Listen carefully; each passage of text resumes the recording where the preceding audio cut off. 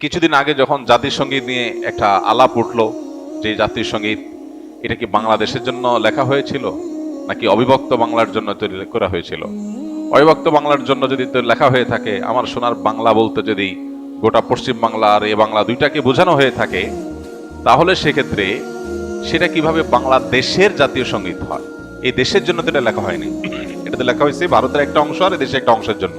রবীন্দ্রনাথ যখন লিখেছেন তখন তো এদেশের জন্ম হয়নি, তাহলে এটা কিভাবে দেশের জাতীয় সঙ্গীত হইতে পারে? ভারতীয়রা তাদের ধর্ম মতে পূজনীয় যে তাকে মা বলে সম্বোধন করে, আমরা মুসলমানরা তো সে বিশ্বাস করি না। তাহলে এই জাতীয় সঙ্গীত কিভাবে আমাদের দেশের জাতীয় সঙ্গীত হতে পারে? এটা একটা আলাপ উঠছে, এটা কোনো চূড়ান্ত বিষয় না যে হ্যাঁ তাহলে বাদ দিয়ে ফেলতে হবে, দিয়ে ফেলছে বা কিছু। এই আলাপ উঠার পর আপনারা দেখছেন বাম পাড়ায় আগুন ধরেছে, তারা এটা নিয়ে এমন ভাবে আওয়াজ তুলেছে মনে হচ্ছে দেশ শেষ হয়ে গেল। কিন্তু এখন দেশের স্বাধীনতাই যখন হুমকির মুখে, সার্বভৌমত্ব যখন হুমকির মুখে, দেশের বিরুদ্ধে সকাল বিকাল যখন মিথ্যাচার চলছে, তখন তাদের সবার মুখে কুলুপ। এই মানুষগুলোর শয়তানি যুগ যুগ ধরে আলেম ওলামারা আপনাদেরকে বলে আসছে, আপনারা হয়তো কেউ বিশ্বাস করেছেন, কেউ করেন নাই। এখন সময় এসেছে প্রকৃত শয়তান দেখার। শয়তান দেখার খায়েশ যদি থাকে কারোর, তো এদের চেহারার দিকে সকাল বিকাল তাকালেই শয়তান দেখার খায়েশ পুরা হয়ে যাবে, যে মানুষরূপী শয়তান কিভাবে হয়, মানুষ কতটা ভণ্ড হয়, কতটা ইতর শ্রেণীর হয়, কতটা মানুষ বিচারী হয়, মুনাফিক হয়। এটা এদেরকে না দেখলে বোঝার কোনো উপায় থাকবে না। তারা দেশের প্রেম আর দেশের মায়া এমন ভাবে জিগির করবে। আজ বহু বছর ধরে আলেমুল আমাদেরকে আসামের কাঠগড়া দাঁড় করা রাখছে। আলেমুল আমারা দেশের কোনো সুবিধাই ভোগ করে নাই, না সরকারি কোয়ার্টার পাইছে, না সরকারি টাকা পয়সা লুট করার করছে, না অন্য কোনো কিছু। কিন্তু দেখবেন দুর্দিনে সবার আগে জান দিয়া, জীবন দিয়া আলেমুল আমারা সবার আগে চলে যাচ্ছে। ভাইরা আমার, এই তথাকথিত সুশীল শয়তানগুলোকে এবং তাদের শয়তানিগুলোকে চিহ্নিত করার সময় আমাদের আসছে। মসজিদের মেম্বরগুলো থেকে এখন এই আওয়াজ উঠছে, দেশকে ধ্বংস করার যে চক্রান্ত ইসকন করছে, তাদেরকে আর এদেশের শান্তিপ্রিয় হিন্দু ধর্মাবলম্বীদেরকে আমরা এক করে ফেলতে চাই না, গুলিয়ে ফেলতে চাই না। হিন্দুত্ববাদ এক জিনিস আর হিন্দু আরেক জিনিস। এদেশের যারা হিন্দু ভাইরা আছেন, বৌদ্ধ খ্রিস্টানরা আছেন, তারা শান্তিপ্রভী দেশের নাগরিক, তাদের সে অধিকার আছে। তারা নির্ভয়ে দেশে তাদের সকল কার্যক্রম পরিচালনা করবেন, কেউ সেখানে বাধা দিতে যাবে না।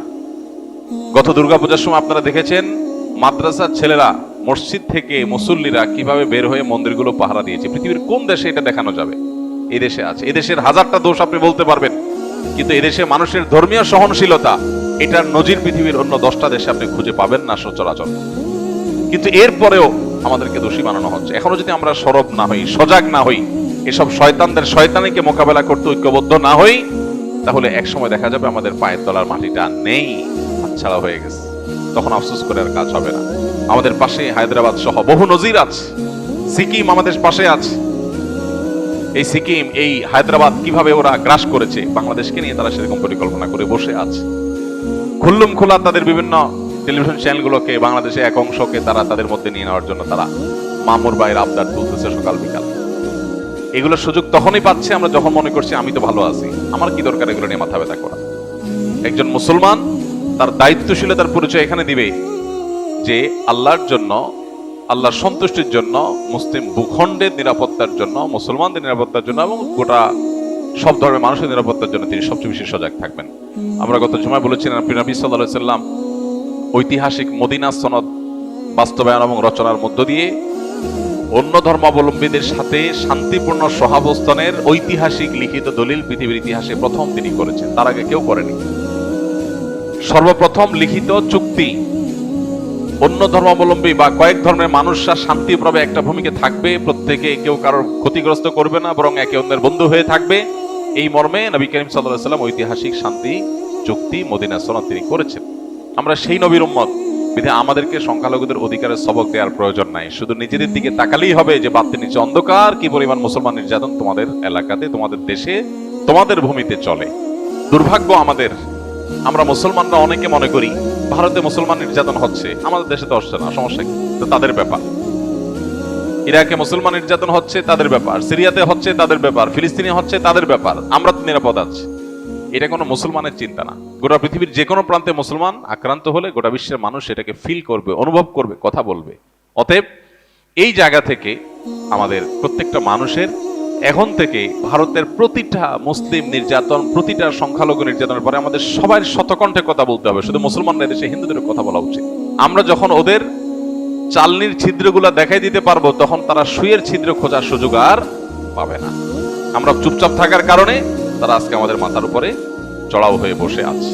তো এই সময়টাতে বিশেষ করে যারা বিভিন্ন সময় অন্ধত্বে ছিলাম, যারা অতি প্রেমে ডুবেছিলাম, যারা শত্রু আর বন্ধু চিনতে ভুল করেছিলাম, তাদের এখন চেনার সময় হয়েছে যে কিভাবে একটা রাষ্ট্র এইভাবে ন্যাক্কারজনক ভাবে পার্শ্ববর্তী একটা রাষ্ট্রের প্রতি এইভাবে ঝাঁপিয়ে পড়তে পারে, এত নোংরা ভাবে, কোনো কারণ ছাড়া, বিনা উস্কানিতে এইভাবে তারা কিভাবে একটা দেশকে ক্ষতিগ্রস্ত করতে পারে, তার সবচেয়ে নোংরা নজির এখন স্থাপন হতে যাচ্ছে।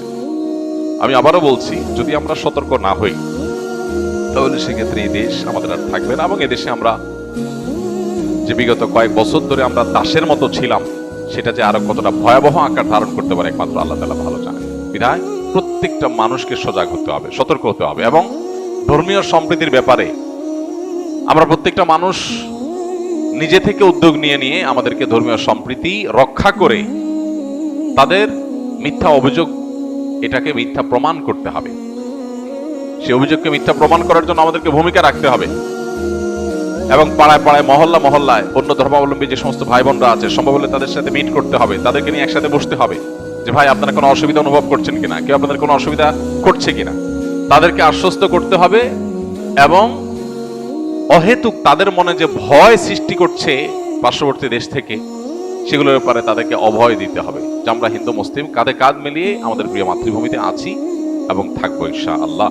প্রিয় নবী সাল্লাল্লাহু আলাইহি ওয়াসাল্লাম বলেছেন, তিনি যখন তার মদিনা রাষ্ট্র কায়েম করেছেন, তখন তার সেই ঐতিহাসিক বক্তব্য ছিল যে আমার এখানে যে সবচেয়ে দুর্বল, সে হলো সবচেয়ে শক্তিশালী। ঐতিহাসিক উক্তি। নবী সাল্লাল্লাহু আলাইহি ওয়াসাল্লাম বলেছেন, আমার এই মদিনা রাষ্ট্রে যে সবচেয়ে বেশি দুর্বল, সে হলো সবচেয়ে বেশি শক্তিশালী। কিভাবে? যে ব্যক্তিকে সবাই কোণঠাসা করে রাখে, দুর্বল করে রাখে, ভীত সন্ত্রস্ত করে রাখে, দমিয়ে রাখতে চায়, চাপিয়ে রাখতে চায়, তার অধিকার কেড়ে নিতে চায়, তাকে দুর্বল করে রাখতে চায়, যে দীনহীন, মিসকিন, অসহায়, এই মানুষটা, নবী সাল্লাল্লাহু আলাইহি ওয়াসাল্লাম তাকে বলছেন যে মদিনার রাষ্ট্র তোমার সাথে আছে এবং তোমাকে রাষ্ট্র তোমাকে সঙ্গ দিয়ে শক্তিশালী করছে, যে তোমার হাতের সাথে রাষ্ট্রের হাত আছে, তোমাকে কেউ দুর্বল যেন করে ফেলতে না পারে। আর যে আমার কাছে শক্তিশালী, নবী সাল্লাল্লাহু আলাইহি ওয়াসাল্লাম বলেছেন, সে হলো এই সমাজে সবচেয়ে দুর্বল। অর্থাৎ তাকে দুর্বলের মতো ট্রিট করা হবে, তার শক্তির কারণে তাকে কোনো কম্প্রোমাইজ করা, সিম্প্যাথি দেখানো, কোনো ছাড় বা সুযোগ দেওয়া হবে না। সবচেয়ে দুর্বলের মতো আচরণ তার সাথে কথা হবে, যে সবচেয়ে বেশি শক্তিশালী। অতএব আমরা আমাদের পার্শ্ববর্তী যে সমস্ত অন্য ধর্মাবলম্বী ভাইয়েরা বোনেরা আছেন, তাদের সাথে মিট করব, সম্ভব হলে বসবো এবং তাদেরকে বোঝাবো যে ভাই, কোনো অসুবিধা আছে আপনাদের, কোনো কষ্টে আছেন আপনারা, আপনাদের ধর্মীয় কাজে কেউ বাধা দেয়? আপনারা দেখেছেন এর আগে বিভিন্ন মন্দিরে দেখা গেছে যে অন্য কোনো হিন্দু যুবক বা অন্য কেউ তারাই হামলা করতে গিয়ে ধরা পড়েছেন। আর যতগুলো সংখ্যালঘু নির্যাতনের ঘটনা দেশে ঘটেছে, এটা আমরা সবাই জানি, ওপেন সিক্রেট। বিচ্ছিন্ন দু চারটা যাই ঘটেছে তার সবগুলো হলো রাজনৈতিক, এগুলো একটাও ধর্মীয় না। মুসলমানদের মসজিদ থেকে মিছিল নিয়ে যায় মন্দির ভেঙে দিছে, এই ঘটনা এদেশে ঘটে না, বরং রাজনৈতিক উদ্দেশ্যে কিছু টাকা পয়সা দিয়ে এই ধরনের ঘটনা ঘটানো হয়ে থাকে, তিল হলে সেটাকে তাল করে দেখানোর জন্য। তো এই জায়গাটাতে আমাদের ডায়ালগ বাড়াতে হবে, আলোচনা বাড়াতে হবে। যত বেশি আলোচনা বাড়াবো, তাদেরকে অভয় দিব, তাদের সাথে আমরা মিশবো। আমাদেরও কিছু সমস্যার জায়গা আছে। অনেক মুসলমান আছেন যারা মনে করেন যে হিন্দুদের সাথে, অন্য ধর্মাবলম্বীদের সাথে বোধহয় উঠবস করলে, কোনো লেনদেন করলে বোধহয় আমার ঈমান আমল চলে যাবে। এই সমস্ত ভুল ধারণার কারণেও এক ধরনের দূরত্ব আমাদের মধ্যে তৈরি আছে। এটা হওয়া উচিত না। আদর্শিক জায়গায় আপনি 100% অটল থাকবেন, আপনার ঈমান, আপনার আকীদা, আপনার বিশ্বাসের জায়গায় আপনি 100% পরিষ্কার থাকবেন। আমি তাওহীদের সাথে কোনো কম্প্রোমাইজ করব না, চুল পরিমাণ করব না। আমি এক আল্লাহ বিশ্বাসী, আমি আমার ইবাদত করব, কিন্তু অন্য ধর্মের মানুষ যে আমার বিশ্বাসের সাথে একমত না, তিনি আমার মতে সঠিক পথে নাই, সেটা আমার মতের ব্যাপার, কিন্তু আচরণের ব্যাপার হবে তার সাথে একজন ভাই ভাইয়ের মতো করে। আর আদম আলাইহিস সালামের সন্তান হিসেবে আমরা তো আসলে সবাই ভাই ভাই। তারাও আদম আলাইহিস সালামের সন্তান, আমরাও আদম আলাইহিস সালামের সন্তান, সেই হিসেবে তো আমরা একই বাবার সন্তান। সো এই জায়গা থেকে তাদের মধ্যে, তাদের ব্যাপারে আমাদের অনেকের মধ্যে যে সমস্ত ভুল ধারণাগুলো আছে, এগুলো দূর করতে হবে। কোন এলাকাতে যদি হিন্দু হওয়ার কারণে কাউকে কোণঠাসা করার কেউ চেষ্টা করে, আমরা তাদের পাশে দাঁড়াতে হবে।